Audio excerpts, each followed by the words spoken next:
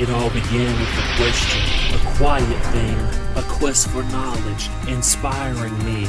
Too many helplessly idly wait for the heavenly, but I'll accept no suppression of my empathy.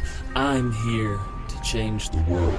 Today's video is brought to you by a donation from Andrew Parker. He became a patron at patreon.com/reason and he had this to say.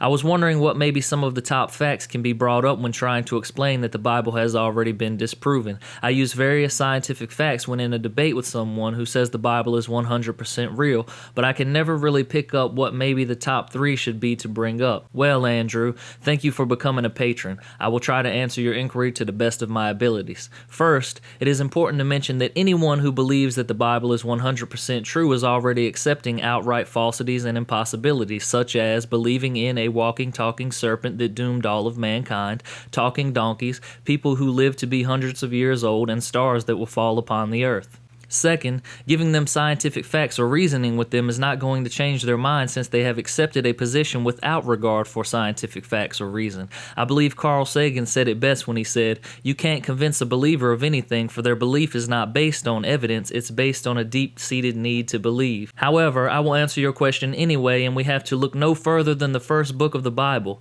In the book of Genesis, cosmology, evolution, and genetics are cast aside for more favorable methods of explaining things, such as magic and fairy tales. Let's start with cosmology. The Bible says in Genesis chapter 1 verse 1, the opening passage of the Bible, that the very first things that were created were the heavens and the earth. Verse 2 goes on to describe the state of the earth at this time. This should raise an immediate red flag, as we know that the earth is approximately 4.6 billion years old and the universe is approximately 14 billion years old. We know for a fact that the earth did not exist at the time of the formation of the universe. In verse 3, while it is still the first day, God says, "Let there be light," and suddenly there was light. However, in verse 14, on the 4th day, we learn that God creates the stars. This should raise another red flag, since up until this point there could have been no light because the light-bearing objects had not been created yet.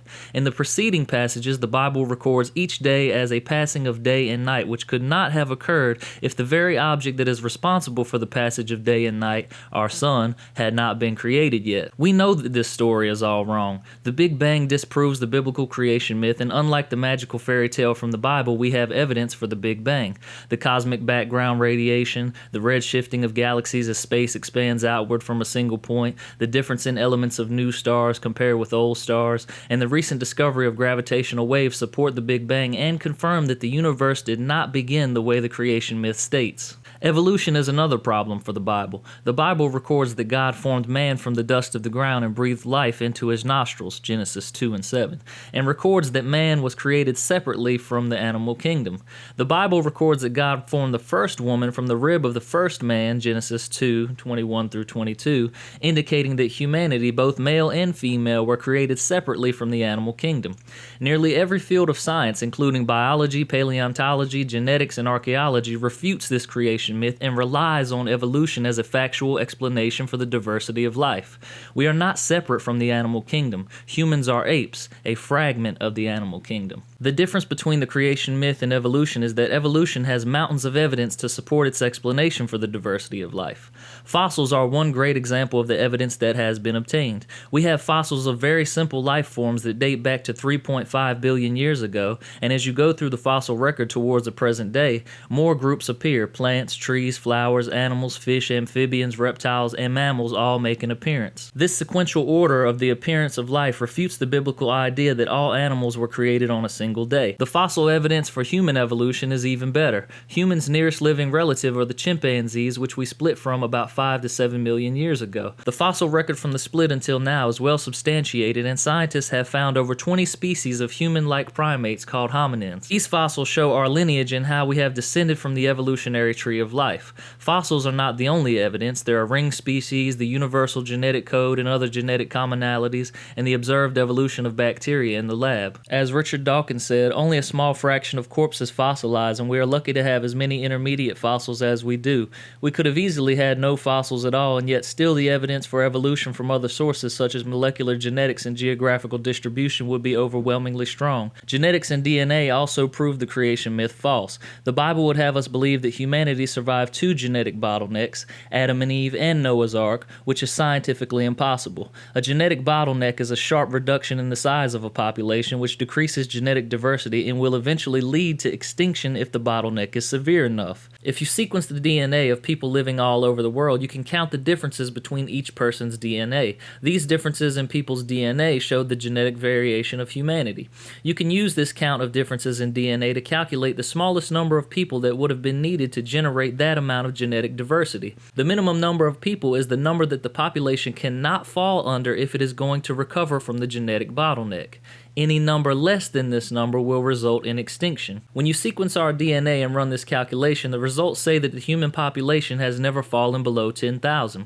At some point in history, the human population went down to approximately 10,000 individuals, but our DNA shows that we never had just two ancestors. This proves that there never was an Adam and Eve. It also proves that there was no Noah's Ark or a worldwide flood, as these genetic bottlenecks would have devastated humanity, including all the animals on the Ark, and all species enduring such a severe bottleneck would have long been extinct. As you can see, we haven't even made it past the first book of the Bible, and everything that creationists hold dearly is already crumbling under the scrutiny of science, accompanied by the evidence that we have accumulated over the years. I hope that this video and the discussion on cosmology, evolution, and genetics help you see that the Bible is scientifically inaccurate.